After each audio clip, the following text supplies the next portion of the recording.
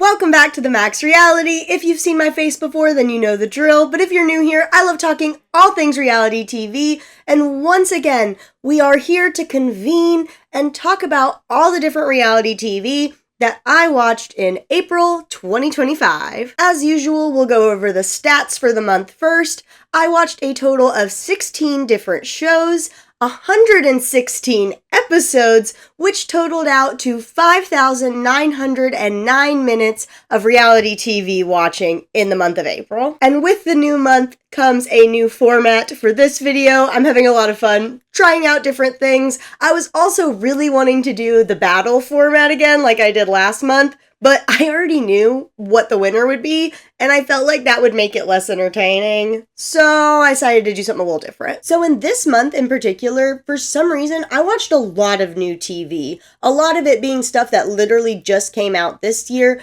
but also 3 shows that came out, 2 of them in 2024 and 1 in 2023, that are actually international shows from Netflix. One was from France, one was from South Korea, and while they're not new in 2025, they're still relatively new, and I feel like since they are like international shows, they might be newer to American audiences who might not have had the chance to hear about them yet. So for the first half of this video, I'm going to do what I usually do and quickly go over the shows that I've been talking about in previous months, give some little updates, things like that. But then for the second half of the video, I'm going to be giving you elevator pitches for why, or maybe even a little of why not, you should check out all these new shows that I tried out. They're going to be completely spoiler free, so that way you can go check out these shows yourself and then come back and tell me if you loved them, if you hated them.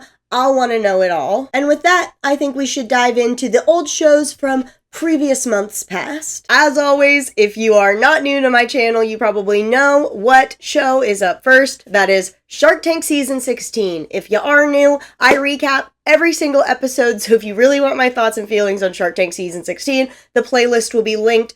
Go check it out. It is a good time. Then we have a 90 Day Fiancé Season 11. I've gotten a lot more of this than I did last month. I think there were 4 whole episodes I watched this month. It's good. It's a standard season of 90 Day Fiancé. If you watch it, you know. If you don't watch it, honestly not a lot to write home about. Probably not the season to start with. There's some fun stuff, but just overall, just very standard 90 Day Fiancé season they're giving us right now. Related to that, we have 90 Day Fiancé The Last Resort Season 2. If you've been watching these videos, you're like, wow, she's been talking about this for a while. And yes, it's because this season was incredibly long. I feel like 90 Day Fiancé is always kind of long, but this just felt like it was never gonna end. The finale, the tell-all, was 5 parts. It did not need to be 5 parts. I gave them a lot of credit in the beginning when I was watching this because it was a lot better than season 1, but the longer it went on, I just wanted it to end. I just wanted it to be over, and I'm so glad it is. I think if they do season 3, which I assume they will because I feel like they get a good response from it, please make it shorter. I was just so tired of it by the end. I was like, I don't care. At this point, I want all of you to get divorced.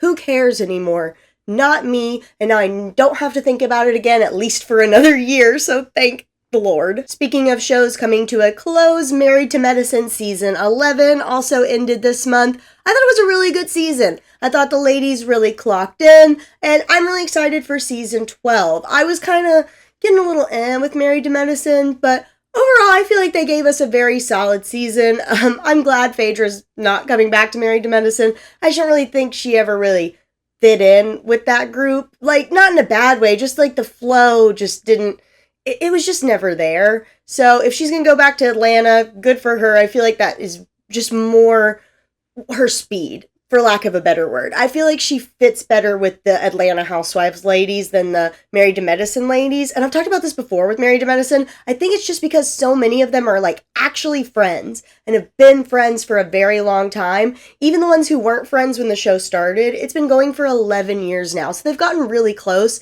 And anytime they bring in somebody like that, especially with Phaedra, where it felt like they were shoehorning her in to get us, like, as the audience thinking about her again so they could maybe bring her to Atlanta. I don't know. It felt weird. Vibes were off. I'm very excited to see what season 12 holds without her and without that baggage. I love that I accidentally put together the 3 shows that ended in April, but it worked out great for me. So continuing that theme of shows that finished up in April, we have Real Housewives of Beverly Hills season 14. I have been saying it. This was such a fun season to watch. So good. Jennifer Tilly, please bring her back to us. I love her. I really want there to be a way where we get rid of Sutton but keep Jennifer Tilly. I don't know if that's possible. I would even accept swapping them. Like putting Jennifer Tilly as a housewife and making Sutton a friend of. I don't know. I'm really sad about Garcelle, but like I get why she doesn't want to do it anymore. Her walking out, all that. I feel her. I love Bose. I love that Dorit clocked in this. She's been on my last nerve the past couple seasons watching her, but this season she came back and I love it for her. So I am really excited for next season to see what they do, see what they're going to do about Garcelle leaving. All of that, very interesting. They got me back in because I was on my last legs with Beverly Hills. I was thinking about stopping watching it, but this season brought me back in, so 10-10 ladies. And now we're on to Real Housewives of Atlanta season 16. We are in the midst of the season. It's been an interesting one. I'm very glad Atlanta's back. The shakeup is actually fine. I was really worried, kind of starting fresh, that I really wasn't going to be able to get into Atlanta, but they kept just enough people, especially for me. I'm a big Cynthia fan. I love Cynthia, so I'm so glad she's back, getting to watch her. And I think the new dynamics are really interesting. The Kenya stuff, I don't even want to talk about. Honestly, I think this video is not the right place to get into all the Kenya stuff, but yeah, just wild. Overall, though, I'm having a good time watching it. I think they're still kind of trying to find their footing, but I'm not worried that they will. I think it's going to be fine. I think it's going to be fine. I'll give more opinions when we get to the end of the season. Next in the lineup is Below Deck Down Under, Season 3. This is another one we're in the midst of the season. I'm having a good time once again. I really like all the Below Deck series. There's not one I don't like. I'll watch any of them. I have such a good time. The drama this season, very high. Very, very high drama. I've had a good time. Again, I'm going to reserve talking more about this one until we get to the end of the season. Then there's The Floor, Season 3. Yeah, I'm gonna be honest, I've only watched 1 episode of it this month because I've given up. I don't think I'm gonna finish the season unless I was just like crazy bored and needed something in the background. I'm really done with The Floor. Again, I think I've talked about this every time it comes up, but I need to redo my video about The Floor because my opinions are completely different from that other video. I'm done with it. I'm over it. And last in this category, but certainly not even close to least in my heart, is Food Network Star. I have had so much fun. I've watched pretty much all the seasons that I have available. The only other season that's actually easily out there that I can access is season 10, but I'd have to buy it. Haven't really decided if it's worth it to me to watch that season because if you don't know, I think I talked about this last time, the winner of that season actually never got their show because they said a bunch of like racist and hateful stuff. I don't even know the exact situation that happened, but they said a bunch of stuff, put it on the internet, I think is what happened, and pretty much the network was like, never mind, pulled the plug on it, and erased the season except for it being on Amazon Prime. It's not on like HBO. They are like, we prefer you not see this season, but if you pay us for it, you can have it. And it's like, if you'll give us that season, give us Guy Fieri. I'm not going to get into this again. Anyway, great show. Always recommend it if you haven't seen it yet and you like food competition shows. Just 10-10, especially the early seasons, and especially the first season with Alton Brown. That's what I'll leave you with for my shows that I've been talking about the past couple months. And now we're on to elevator pitches for the brand new shows. The first offering I have to present to you today is called House of Knives, and it's season 1 because this is one of the brand new ones from this year. It's from Food Network. And what they're doing is taking a bunch of culinary stars and putting them to the ultimate test, battling each other. This show will be for you if you like the majority of Food Network shows, or just if you like cooking competitions in general, and especially if you're like me, When I watch cooking competitions, I do like all of them, but my favorites to watch are ones like this where it's celebrity or just like well-known chefs, because they're all just at such a high caliber. Watching them compete, it's just like, it's watching artists at work. It's such a cool thing. Like, I like amateurs, or even just not amateurs, but like less well-known chefs and all that competing on different shows too. But my heart always has a special place for those. That's why I like Wild Card Kitchen so much. I just love watching these like top level chefs do their thing and also be competitive and duke it out. Now for a bit of a breakdown of how the actual game is played. We start out with 6 chefs, and for episode 1, they begin by each cooking a signature dish. They all each also had to bring in their own special ingredient, and each contender has to not only cook with the ingredient they brought in, but with one of the competitors' ingredients as well. After the time runs out and they've all cooked their signature dishes, the judges taste them and they award one winner, who is now the ruler of the House of Knives, and they sit on the throne. In this round, they also eliminated the worst chef, and this is just for episode 1, as far as I'm aware. Technically, the show hasn't ended yet, so I guess they could do something like this again, but this was a one-off just to give us our first ruler, as they call it, of the House of Knives. One of the many important reasons to become the ruler is that when you become the ruler, you get a pin that signifies that you have an invitation to the finale. There are only 8 opportunities to do this, so you really want to be in one of those 8 slots. There's also nothing saying that you can't take up more than one slot. So it is very important, because if you don't have a pin at the end of everything, you won't get to go to the finale. Also, as the ruler, you can't be banished. You can be lowered to contender, as they're called, the non-rulers, but you can't be banished. I thought it was kind of odd that they decided to eliminate someone right away, but I think it's because they wanted to show this game mechanic, which is the rule in the House of Knives is there always needs to be 5 contenders and 1 ruler. So they bring in another chef to slot that role. I won't tell you who. So now there are 5 contenders, and as the ruler, you get to put a challenge upon them. Challenges can really be anything, just kind of whatever you want to set. It could be something like everybody has to make breakfast. Everybody needs to use fish. I'm trying not to use any of the ones that people have actually chosen, but you get the idea. It can be kind of broad, it can be a little more specific, but just some sort of challenge is issued upon everyone. The contenders then all battle it out, cooking for their lives, and the judges pick one winner from those dishes. As the winner, you have the choice to either face the ruler in a battle yourself. If you win, you become the ruler, again, granting you the opportunity to go to the finals. Or if you're trying to be strategic, you can send up one of your fellow contenders to go up against the ruler, because the person who is the ruler, as I said earlier, cannot be banished. They just become a contender. So if they lose, it's not great. You want to be on the throne, blah, blah, blah. But if you're a contender and you lose against the ruler, you are banished and you are going home. No chance at the finale. Before they make that decision, they get to know what the challenge is going to be. The challenge comes from the judges, and it's going to be a variation on ingredients. So, for example, the challenge will be carrots, and the judges will have 3 forms of carrots. So, for an example, canned carrots that you can buy in the little cans, peel it, whatever, baby carrots, and whole fresh rainbow carrots. So you see what I'm saying? It's a range of not the best, middle, really a good version of the ingredient. The ruler gets to pick first which ingredient they're going to use, and the contender gets to pick next. So after they get told what the theme is going to be, they don't get to know what the ruler's going to pick. They just get to know the theme of the challenge. Then they make their decision to either go up themselves or send somebody else up. The challenge begins. There's a battle.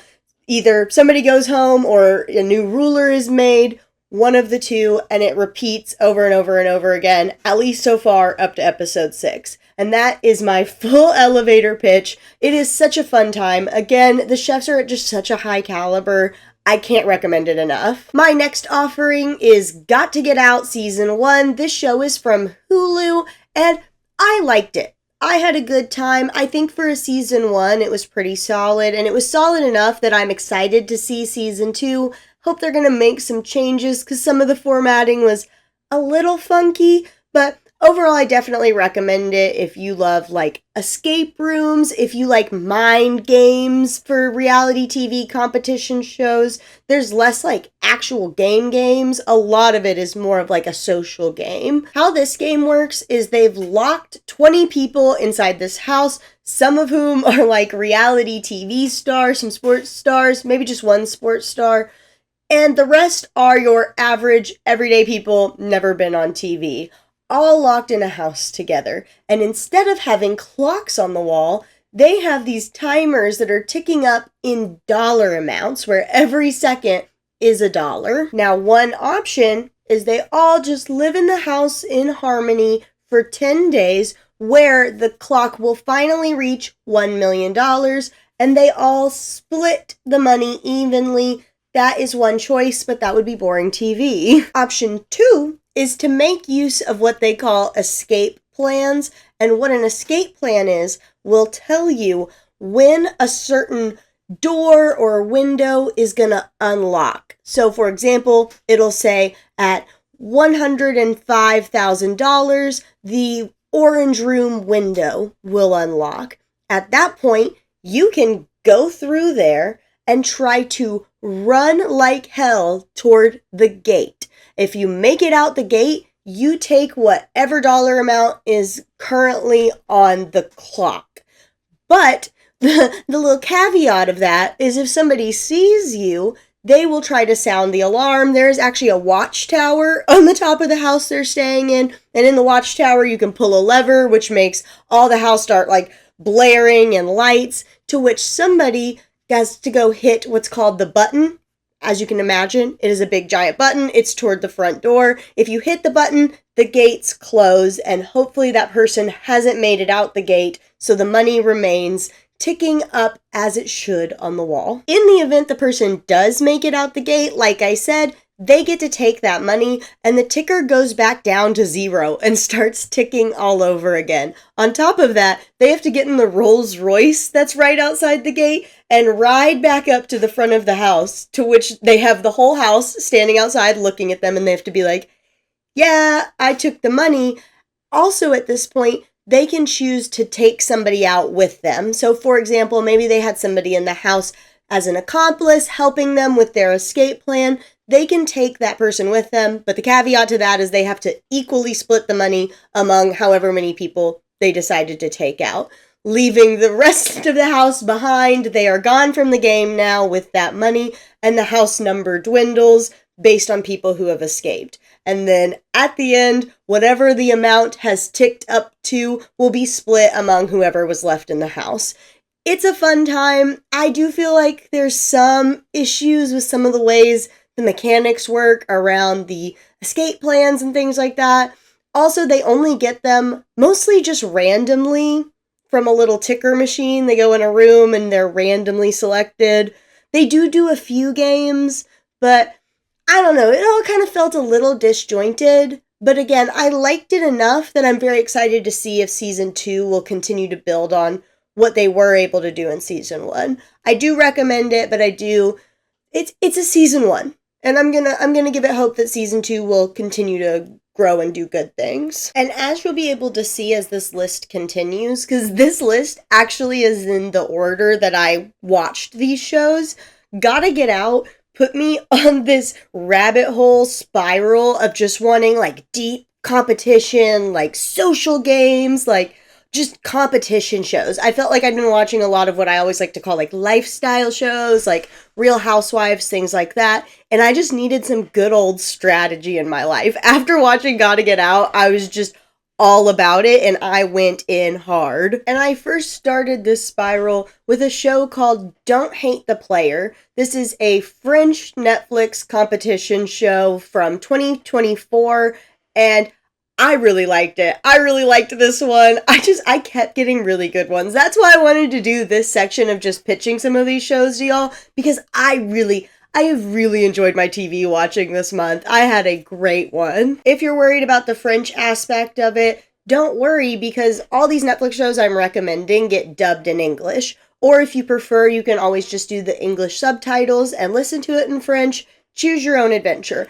I always like listening to the dubbed ones because honestly, Netflix does a great job with the dub actors for these reality TV shows. Like, I have to give them a hand on that one. I always have a good time listening to the dub actors. They are giving it their all and I appreciate it. This show is for you if you like shows similar to Survivor, Deal or No Deal Island, things like that, especially the Survivor aspect of it, because little do these players know. For starters, one of the wildest parts about this to me is these 13 players signed up to the show not having any idea what was going to happen. They had no idea the rules. They have no idea literally anything. They just got asked if they were willing to do whatever it takes to win the money. And if they said yes, that's all they needed and that's all they knew. So they take these 13 people and put them in a little campsite that's like by the beach. They're in cots. All they have to eat are lentils. It feels very Survivor, but if you just kind of dropped people into Survivor and didn't tell them, that's what they were going to be doing for the next however long this show shot. Unlike Survivor, though, they do have a chance at getting away from the camp that they all hate and getting into this luxury villa that's just, it's literally, especially when you compare them, it's just wild. It's full of food, like over full of food. It's like a beautiful villa, all of this wild. Your goal is to get into that villa because only people who make it up to the villa will be eligible for the final round where you can win the money. And I'm going to be real honest, the way you get into the villa is through different games, and then there's also games where the villa is versus the camp. It's all kind of convoluted and there's not like an easy elevator pitch to explain it. And I'm also going to be honest and say this is in my bottom 2 of the new shows I watched. Luckily, I just still had the momentum from Gotta Get Out, and I was working on a really big project and I needed shows to binge, so I wanted to continue the competition series route. But if it had been a normal time for me, this might have killed my competition show wanting to watch, if that makes sense. I will say it was fine, it was fun. It's great for what I used it for, which was I binged it while getting a project done. Good background TV, some of it was interesting. It was really interesting to watch like the French people in their own French culture because it was different than American games in some aspects for that reasoning.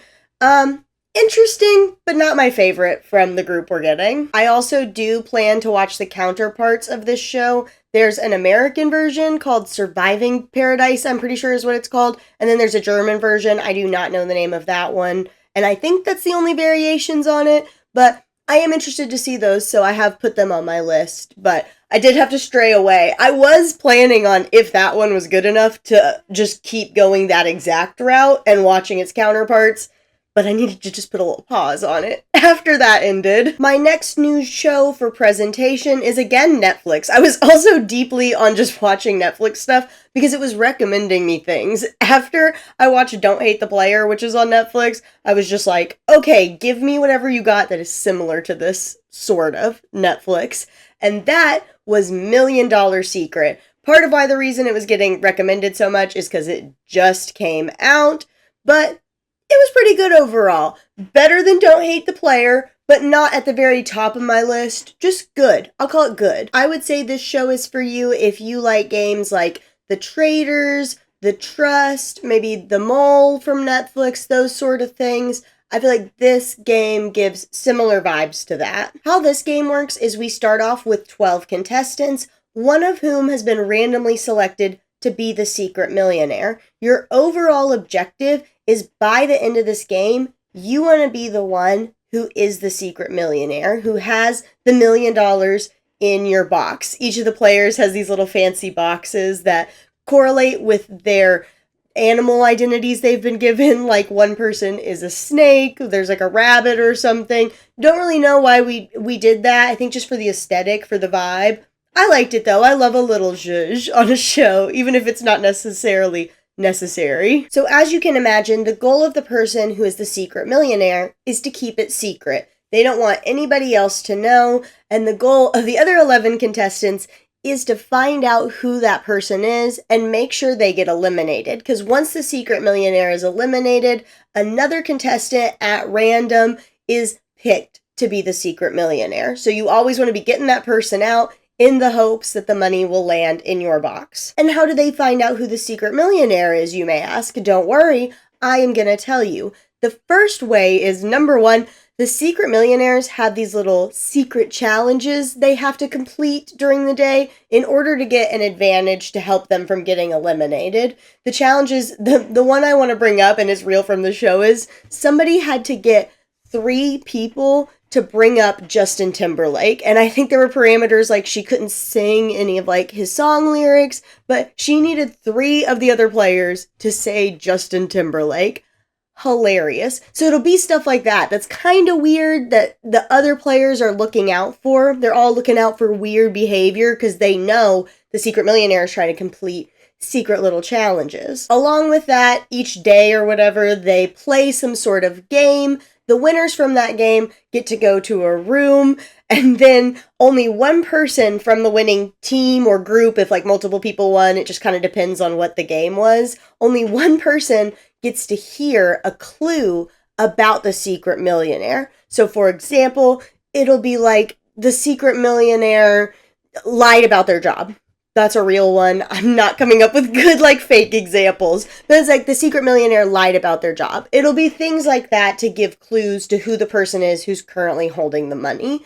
That then leads us into an elimination night where they're all at this beautiful long table and they have to vote somebody out, hoping they're voting out the secret millionaire so the money will move. If they don't vote out the secret millionaire, that person still goes home and the money stays with the secret millionaire. And overall, I definitely recommend this one. I think it was a fun time. I do think it had a little clunkiness.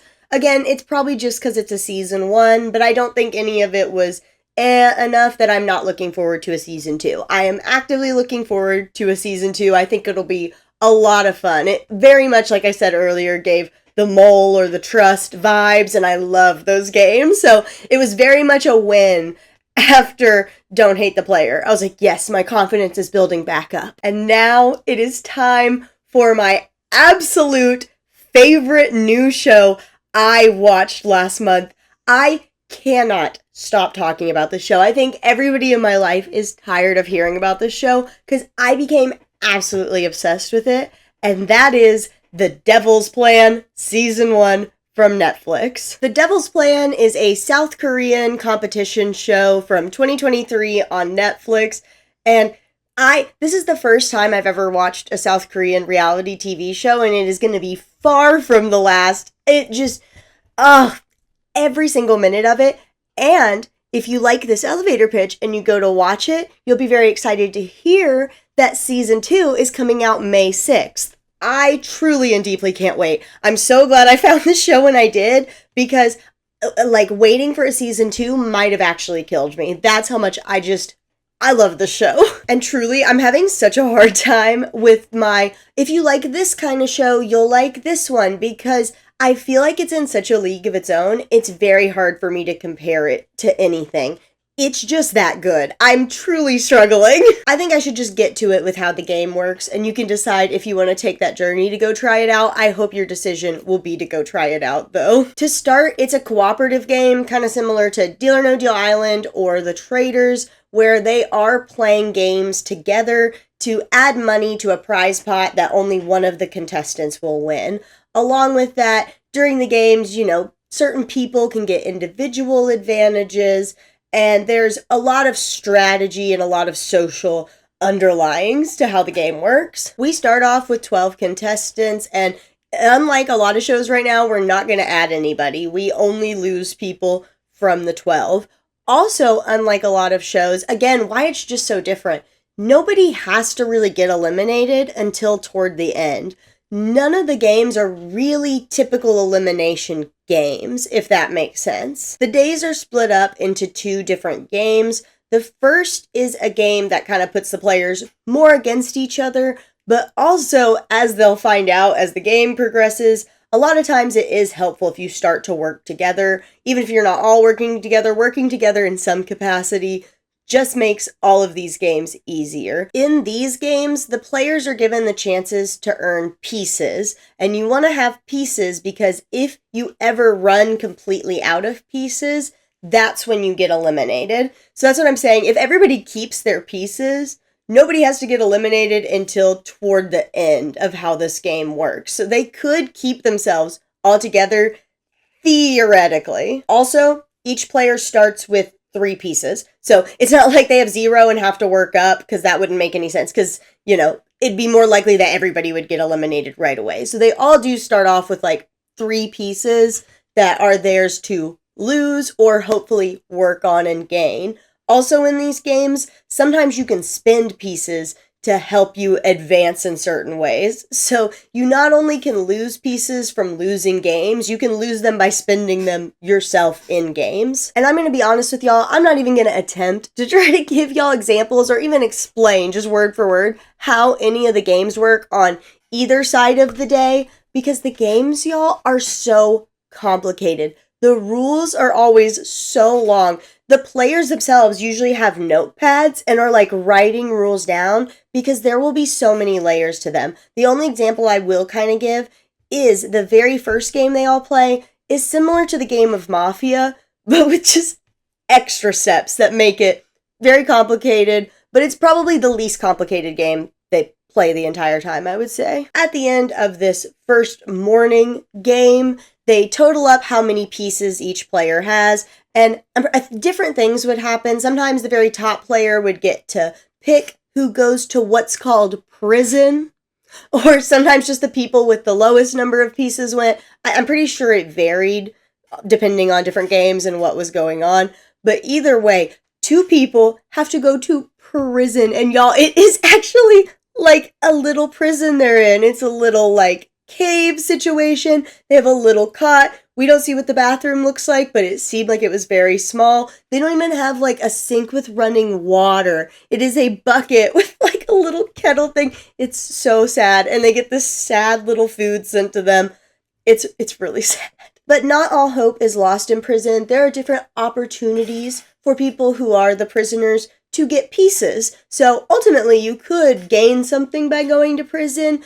As I've been saying, there's lots of layers to the entire game. That's part of why I loved it so much. Honestly, I feel like in a couple months' time, I could re-watch it. And even though I'll know who wins and everything, I think I'll just get new things from it. Just because, I can't stop talking about the show, truly. While the 2 prisoners accept their fate and wallow in the prison or whatever they choose to do while they're down there, the other players then eventually go to play the second half of the day, which is the game where they can actually add money to the ending prize pot. Again, not going to attempt to explain the games. They're very complicated and very fun. Sometimes I'd be watching them and I honestly would get a little confused about the rules, but I would just keep watching because sometimes you just have to accept when you're not going to completely understand something. And once I would actually see it happening, I would just say, oh, that's what's going on. But listening to the rules sometimes, I would just be like, I don't think I 100% know what's about to happen. Truly awesome.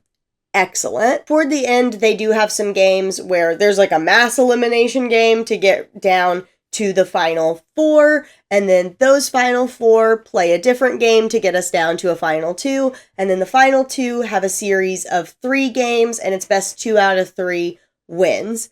Truly, like I've been saying, I just can't recommend this show enough. I really need everybody to go watch it, and then to go watch season 2 immediately when it comes out, so they know to give us a season 3 as quick as possible, because I truly just can't say enough good things about this show, and I need more people to watch it so I can talk about it more. And honestly, after The Devil's Plan ended, I was so sad that it was over. It took me a minute to want to watch another show, but I had been hearing about the new show Battle Camp that was coming out from Netflix because I follow a couple of the people who were going to be on it, and I was like, you know what? I think that will heal me some. So I started Battle Camp, which just came out this April on Netflix. So fun thing with this one, technically in April, I only watched 6 episodes, but today, fun fact, is May 1st, because I'm trying to get this out by May 2nd, and I have finished the show. So y'all will hear me talking about it again next month, but I know how it ends. I finished it. And how this one works is Netflix has brought back different stars from their various reality shows. We have Selling the OC, we have The Circle, we have Too Hot to Handle, just to name a couple of them. And they've brought them to this summer camp to duke it out for $250,000. We start off with 16 contestants who are broken up into 4 different houses, and they will compete together to win different challenges. The games are very typical of all of the normal reality shows like Traders, Survivor, any of that sort of stuff. A mix of physical things, mental things, team games. You get the idea. And a lot of them are kind of camp themed. So like, hanging on to a rope, a lot of more rustic type things. The team that comes in last place in these challenges all get their names put upon what is called the wheel. The wheel, what is that, you might be asking? Don't worry, once again, I will tell you. The wheel is this giant, literal wheel, like you'd see on Price is Right or whatever, any of that, Wheel of Fortune, those sort of things.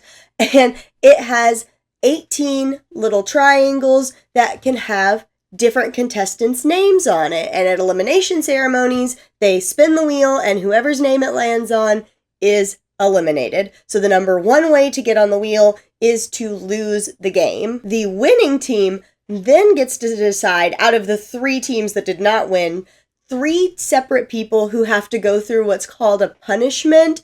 These are things like an ice bath challenge, like actual punishments, who can get the most steps, things of that nature. And the 2 people who lose out of the 3 also get their name on the wheel. The winner is safe from that. And the very last way to get your name on the wheel is through a vote. Everybody gets to vote and put one name up to put on the wheel, except for anybody who's immune, and that would be the winning team. So not only do you get to pick the punishment people, you get to pick the not being eliminated from the wheel deal. I guess you don't pick that. Y'all know what I mean, though. And that's the structure until about episode 5 out of 10, in which they decide to completely change the structure and make it 2 teams, but it's pretty similar going forward. And as you would expect, at the very end, they play games with the goal of getting their name on the wheel, because the very final night will be a final wheel spin, and whoever's name it lands on gets to win the $250,000. I did like this one. Honestly, though, I only watched episode 1 and 2 before I had to put it on pause for a minute because I was missing The Devil's Plan so much. I decided to watch the next show I'm about to talk about, but I did go back to it after I finished that other show. And overall, I had a good time. I just didn't like the idea of switching the format at episode 5.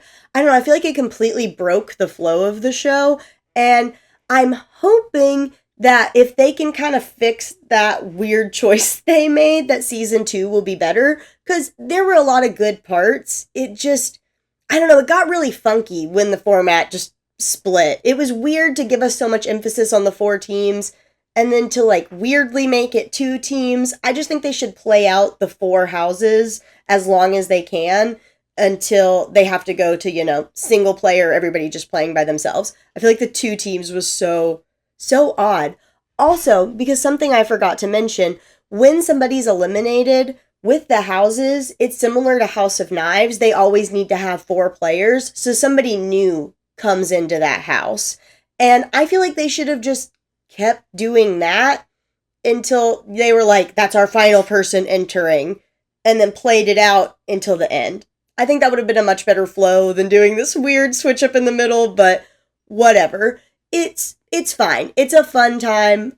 Not the highest on my list. It's hitting in the middle for me. I mostly just watched it because I love QT from The Circle, Corey Tyler, and she's the one I follow who made me be like, oh, I have to go watch this. I truly and deeply mostly watched it for her, but I did like it enough that I would give season 2 a cautious tryout, especially just depending on who they casted. Again, if they cast somebody I really like from Netflix, then I would be more inclined to watch it. And my last show to recommend to you all today is The Influencer. This is the show that I decided to watch because I was missing The Devil's Plan so much, because it is also a South Korean show from Netflix. It's from 2024, and it had been on my list for a while now. hadn't really gotten around to watching it. I just wasn't really sure if I was gonna like it. But after I was missing The Devil's Plan so much, I was like, I need it. And I'm glad I did it because this one was right under The Devil's Plan for me. I had such a good time watching this one. This one, again, I don't really have much to compare it to because it's kind of its own thing. How it works is they put together 77, hear that number, 77 influencers from across South Korea, and they're all competing to see who can be the #1 influencer. And y'all, it's so wild. They start off with having kind of like this just big meet and greet party, but they're all wearing these white collars that have the follower count from their main social media platform, whatever it may be. It's literally like a white collar with the light up number on it. It's wild. And during this little meet and greet, they get their first challenge in which 47 of them get eliminated, and it does not stop. There's only 7 episodes, so the cuts are wild. And their first challenge is based around getting attention. I'm not going to explain each layer of game because I just think you should go watch it. That's why I'm giving these elevator pitches, but it's based on getting attention from your fellow influencers. At the end of this first game, the 30 influencers who are left then get the final prize amount, which is 300,000 won, split among them based on how well they did in the challenge. I don't remember exactly how the maths out, but basically it's just equivalently split among them however well they did in the challenge, and then that replaces their follower count, and it's called their worth. The whole time, the whole show is very dystopian. I do want to give that warning. If you don't really want to see, like, this show does give vibes of like, oh wow, this is the world we live in now. But it is interesting, and I enjoyed it, even though I was sitting there like, yeah, this is life. This is how it is now. Players with top worth do get like little advantages and stuff for the next game, and that's how the show progresses. They'll have a game and people will get eliminated, usually a lot of people, and their worth is absorbed by different winners of the game until we get to the final 4 who have a big challenge against each other. And the final person will absorb all the worth and they get the 300,000 won, and they are the top influencer of all of South Korea. I really thought this show was really interesting. I saw a lot of, not a lot I guess, but I did see people on Reddit trashing it, and I do get the criticisms about it, but I thought it was really interesting. Yes, it was a little dystopian and a little like, oh my gosh, at some points, but I think that's kind of what made it interesting.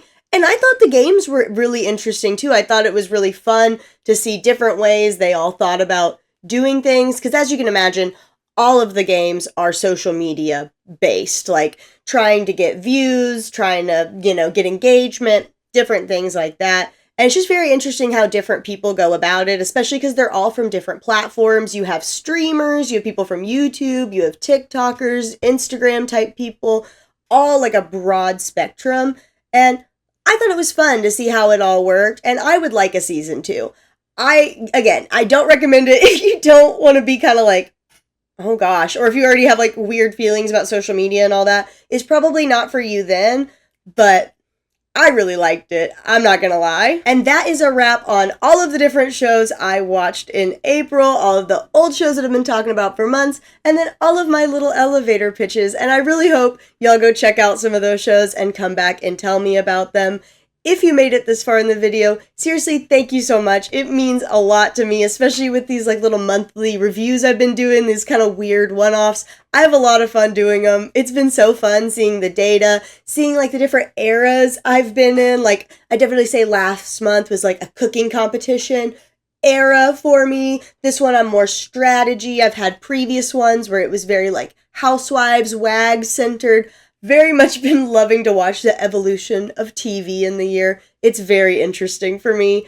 As always, I want to hear your thoughts, feelings, opinions, comments, especially if you have tried any of these shows out already. Would love to hear that, or if you're going to, or if you go do it, definitely come back and tell me about it after. And with that, I'll see y'all in the next one.